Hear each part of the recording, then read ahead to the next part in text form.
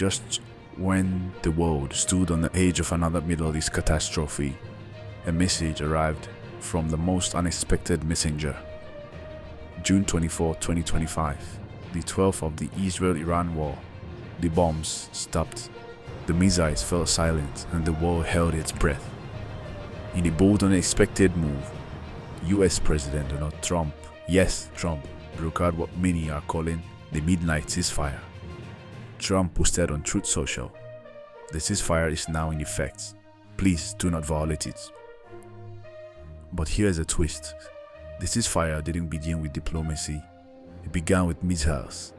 Iran kept firing until precisely 7:30 GMT. Then, silence. Israeli Prime Minister Benjamin Netanyahu agreed to match the stand-down 12 hours later. It turns timed choreography of destruction and restraint. But was it peace or posturing? The Pentagon says the US is satisfied. Iran's nuclear facilities temporarily disabled. Israel still standing. America done fighting. But behind the curtains, something far more consequential is happening. Fix Africa has confirmed direct talks between the US and Iran are being planned without Israel. This isn't just a ceasefire, it's a power recalibration. And Israel? Out of the room. What are the consequences? We wait to see. Pathetic disgrace. Says that Iran violated the peace agreement, the ceasefire agreement. Do you believe that Iran is still committed to peace? Yeah, I do. They violated it, but Israel violated it too. Are you questioning if Israel is committed? Israel, as soon as we made the deal, they came out and they dropped a load of bombs, the likes of which I'd never seen before. The biggest load that we've seen. I'm not happy with Israel.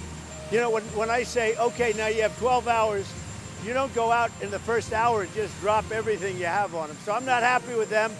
I'm not happy with Iran either.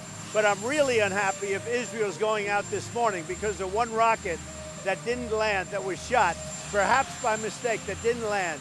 I'm not happy about that. You know what? We basically have two countries that have been fighting so long and so hard that they don't know what the fuck they're doing. While the world cheered the ceasefire, Tehran's parliament moved to cut ties with the IAEA. What does that mean? No inspectors, no visibility, and no more accountability. The Iranian government is still furious. In their view, their nuclear sovereignty was violated, and now they are preparing for deterrence by any means necessary. Think the war is over? Think again. It appears the chessboard just flipped. On the ground in Iran, things are changing. Some chant victory in the streets, others whisper rebellion. Internal polls leaked show that nearly 40% of Iranians now question their government's judgment in this war. Hospitals are overwhelmed, electricity is scarce, and faith in leadership flickering. Here's what's not on the front page. The Houthis are still mobilized in the Red Sea. Israeli drones are still in the skies, quiet but watching. The US Fifth Fleet hasn't left, and Iran's uranium centrifuges still spinning, faster than ever. Global oil prices kicked, but not because the threat is gone, it's because investors believe in the illusion of calm. But peace? That's a gamble no one wants to place. The ceasefire may hold, or it may crack by morning. This war wasn't just about bombs, it was about boundaries, betrayals, and big picture games. If Iran and the US do talk, will they find a new balance? Or will hardliners in Tehran sabotage it first? Is Trump building peace or buying time before 2026? Is Israel satisfied or just catching its breath?